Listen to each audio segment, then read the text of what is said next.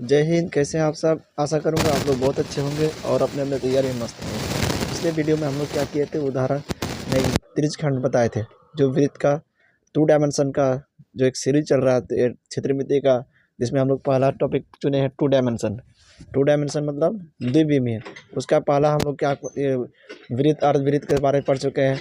अब आज हम लोग पढ़ेंगे चतुर्थांश के बारे में। चतुर्थांश क्या होता है, चतुर्थांश के बारे में उसका फॉर्मूला पढ़ेंगे, उसका कुछ एग्जाम्पल पढ़ेंगे, उसके बाद हम इस वीडियो को ख़त्म करेंगे। चलिए, क्या लिखा हुआ है चतुर्थांश। चतुर्थांश क्या होता है? मान लीजिए ये भी एक प्रकार क्या त्रिज्यखंड का ही हिस्सा है। पिछले वीडियो में त्रिज्यखंड बताया था ना, त्रिज्यखंड तो आपको समझ में आ गया था। त्रिज्यखंड क्या होता है? 2 त्रिज्याओं से बीच का जो घिरा क्षेत्र होगा वो क्या हो जाता है? त्रिज्यखंड हो जाता है।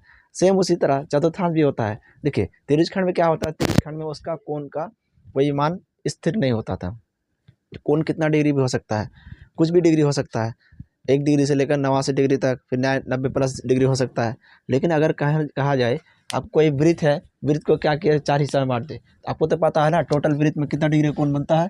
टोटल होता है 360 डिग्री का कोण बनता है। अगर इसको क्या करेंगे, 4 हिस्सा में काट देंगे, इधर से एक, इधर से एक, ऐसा ना, इधर से एक, इधर से एक, 4 हिस्सा में काटें तो अगर मतलब 4 हिस्सा में काटेंगे तो कितना प्रत्येक हिस्सा कितना डिग्री बन जाएगा?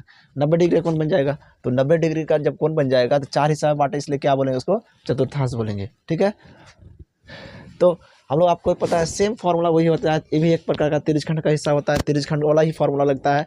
सिर्फ खाली क्या यहाँ पे 4 हिस्सा में बांटा जाता है, वहाँ पे अनगिनत हिस्सा में बांटेंगे। वही बांटते थे त्रिज्यखंड में, अनगिनत हिस्सा में बांटने के कारण उसका कोण का मान स्टेबल नहीं होता था। लेकिन यहाँ पे कोण का मान फिक्स ही रहेगा। कितना डिग्री? 90 डिग्री। इधर भी 90, इधर भी 90, इधर भी 90, इधर भी 90। ठीक है, ये हो जाएगा आपका चतुर्थांश। 1 2 3 4, 4 चतुर्थांश, 4 हिस्सा बांटेंगे, 4 चतुर्थांश। ठीक है, अब देखिए, अगर मान लीजिए यहाँ से यहाँ तक का अगर चाप की लंबाई निकालने बोले तो उसका भी सेम फार्मूला। आपको तो पता है ना, चाप की लंबाई मतलब क्या होता है? चाप की लंबाई जो निकालते हैं हम लोग, एक क्या होता है, परिधि का हिस्सा होता है। परिधि का फार्मूला क्या करेंगे, जितना एरिया ले रहा है, कितना एरिया 90 डिग्री का एरिया ले रहा है, 90 डिग्री का उसका फार्मूला अलग बन जाएगा। ठीक है, तो हम लोग क्या करते हैं, वीडियो को शुरू करते हैं, आप लोग मेरे साथ जुड़े रहेंगे। क्या लिखा हुआ है? क्वाड्रेंट, चतुर्थांश। चतुर्थांश क्या है? किसी वृत्त के को 4 हिस्सों में बांटने पर, किसी वृत्त को 4 हिस्सों में बांटने पर प्रत्येक हिस्सों को चतुर्थांश कहा जाता है। मतलब ऐसा नहीं ये एक वाला, ये वाला क्या चतुर्थांश है, ये वाला चतुर्थांश है, ऐसा नहीं। इसको भी चतुर्थांश, इसको भी चतुर्थांश, इसको भी चतुर्थांश, इसको भी चतुर्थांश, किसी को भी आप चतुर्थांश कह सकते हैं। ठीक है, तो आपको तो पता है यह भी एक त्रिज्यखंड का ही रूप है। मतलब त्रिज्यखंड का जो रूप पढ़े थे ना, मतलब त्रिज्यखंड का रूप में क्या होता था, वहाँ पे छोटा छोटा हिस्सा में बांट जाते थे। लेकिन यहाँ पे 4 हिस्सा में ही बांटना है मैक्सिमम, उससे ज़्यादा आप ना ही कम ना ही ज़्यादा। ठीक है, लेकिन त्रिज्यखंड में क्या होता था, सब हिस्सा में जितना छोटा, कम से कम 1 डिग्री भी ले सकते थे। ठीक है, इसलिए त्रिज्यखंड में उसका कोण का मान स्टेबल नहीं होता था। यहाँ कोण का मान स्टेबल हो जाएगा, कितना डिग्री? 90 डिग्री। ठीक है, चलिए उसका कुछ फॉर्मूला देखते हैं। फॉर्मूला वही है, क्या है? चतुर्थांश का क्षेत्रफल θ/360 पाई r स्क्वायर। जहाँ क्या मान लेंगे हम लोग, थीटा का मान कितना हो जाएगा? 90 डिग्री हो जाएगा। 90 डिग्री मतलब स्टेबल हो जाएगा 90 डिग्री।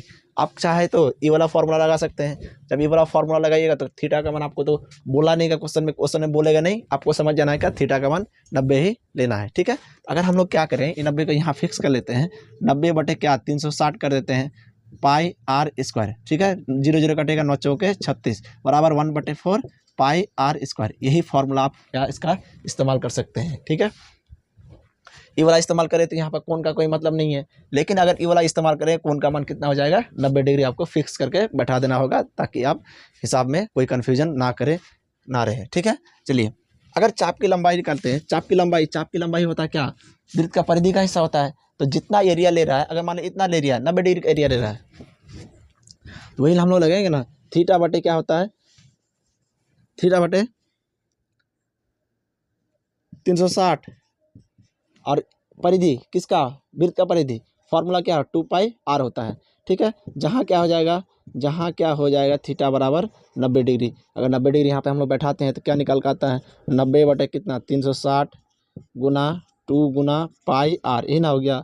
इसको काटेंगे 180, फिर यहाँ से 0 0, यहाँ से 9 दूना 18 बराबर क्या 1/2 क्या हो जाएगा? पाई r हो जाएगा। ये हो जाए आपका चाप की लंबाई का फार्मूला। ठीक है, ये वाला चाप की लंबाई का फार्मूला, ये वाला हो गया चतुर्थांश का फार्मूला। चतुर्थांश का फार्मूला ये भी हो सकता है, लेकिन जब ये वाला लगाएंगे तो हमको एक ख्याल में रखना है, थीटा का मान 90 डिग्री ही इस्तेमाल करना है, उसके अलावा कुछ इस्तेमाल नहीं करना है। अगर आपको थीटा 90 डिग्री का मान अगर भूल भी जाए तो क्या 1/4 पाई आर स्क्वायर हो जाएगा। ठीक है, सिंपल सा देखिए ना, पाई आर स्क्वायर किसका होता है, पाई आर स्क्वायर वृत्त का क्षेत्रफल होता है। तो कितना हिस्सा ले रहे हैं, 1/4, मतलब 4 हिस्सा करके एक हिस्सा हम लोग ले रहे हैं, जिससे क्या हो जाए, वृत्त का क्या चतुर्थांश का क्षेत्रफल निकल जा रहा है। ठीक है, चलिए हम कुछ एग्जाम्पल लिए आपके सामने। क्या लिखा हुआ है, वृत्त के चतुर्थांश का क्षेत्रफल और उसके चाप की लंबाई ज्ञात करें यदि उसकी त्रिज्या निम्नलिखित हो। मतलब ये आपको क्वेश्चन जब भी देगा, आपको यहाँ पे कोण नहीं दिया रहेगा, ओनली त्रिज्या दिया रहेगा। आप लोग क्या करें, त्रिज्या से आप बना सकते हैं। ठीक है, तो देखिए सॉल्यूशन करते हैं। गिवन आर का मान दिया कितना, 7 cm, आर बराबर 7 cm। ठीक है, अब देखिए क्या होता है फॉर्मूला, चतुर्थांश का क्षेत्रफल 1/4 पाई आर स्क्वायर, 1/4 गुना 22/7 गुना 7 गुना 7, ये हो गया 7 7 कटेगा, 11 दूना 22 हो जाएगा। क्या बचा, 11 गुना 7, 11 7 77/2 सेंटीमीटर स्क्वायर। आप इसको कटा भी सकते हैं, नहीं कटा सकते, कोई दिक्कत नहीं। ठीक है, चाप की लंबाई 1/4 पाई आर स्क्वायर, नहीं 1/2 पाई आर, 1/2 पाई आर, 1/2 गुना पाई का मान 22/7, आर का मान हो गया 7, यहाँ से कटेगा 7 7 खत्म, 11 दूना 22 बराबर 11 सेंटीमीटर क्या हो जाएगा, चाप की लंबाई हो जाएगा। ठीक है, उसी तरह इसको भी हम लोग अगर हल करते हैं, क्या होता है 1/4 पाई आर स्क्वायर, 1/4 गुना 22/7 गुना 6 गुना 6। ठीक है, अब इसको हम लोग काटेंगे तो 2 11 2 3 6। ठीक है, जो जो बचा गुना कर देते हैं, 11 गुना 3 गुना 6 बटे कितना 7, गुना करने के बाद सेंटीमीटर स्क्वायर कर देंगे। गुना कीजिए, 6 3 18, 18 एकम 18, क्या हो जाएगा 198/7 सेंटीमीटर स्क्वायर हो जाएगा। ठीक है, अब इसका अगर चाप की लंबाई का फॉर्मूला लगाते हैं, चाप की लंबाई क्या 1/2 पाई आर, 1/2 गुना 22/7 गुना आर का मान कितना, आर का मान हो गया 6, 2 3 क्या हो जाएगा 6, इसको गुना करें 3 दूना 6, 3 दूना 6/7 सेंटीमीटर हो जाएगा। ठीक है, फिर उसी तरह इसका आर का मान 10 है। अगर आप बोलेगा नहीं, एक बार क्या ये वाला फार्मूला लगा के चेक करेंगे, वो लगाइए फार्मूला, क्या होता है θ/360 पाई आर स्क्वायर। तो थीटा का मान यहाँ बैठा दे 90 डिग्री, 90/360 22/7, आर का मान कितना है 10 गुना 10। ठीक है, 0 0 9 चौके 36, वही बात आ जाएगा। फिर 2 यहाँ 11, फिर 2 यहाँ से 5, 10 5 50, 10 को 5 से गुना 10 5 50, 50 और 50, 550/7 सेंटीमीटर स्क्वायर। ठीक है, तो जो लगाना आप लगा दीजिए, आंसर आपका उतना ही आएगा, आपको आंसर में कोई डिफरेंस नहीं आएगा। ठीक है, अब उसका फार्मूला, चाप की लंबाई 1/2 पाई आर, 1/2 गुना 22/7 गुना आर का मान 10, 5 10, 5 दूना 10, 5 दूना 10 1 11/7 सेंटीमीटर, यही हो जाएगा आपका आंसर। ठीक है, तो आशा करूँगा आपको चतुर्थांश समझ में आ गया होगा। ये भी एक प्रकार का त्रिज्यखंड का हिस्सा है, आप लोग कन्फ्यूजन ना हो, इसलिए दोनों का फॉर्मूला सेम है। वहाँ पे कोण का अलग अलग होता था, यहाँ पे कोण सेम हो जाएगा, मतलब एक ही कोण हो जाएगा, 90 डिग्री 90 डिग्री 90 डिग्री, वहाँ बदलेगा नहीं, लेकिन वहाँ पे हर जगह बदलता था। इसलिए वहाँ पे क्या छोटा छोटा हिस्सा होता था, लेकिन यहाँ पे छोटा छोटा हिस्सा नहीं, ओनली 4 हिस्सा में बांट दिया, चतुर्थांश हो गया। ठीक है, तो कैसा लगा वीडियो, इस टाइप का वीडियो आप लोग लगातार आए।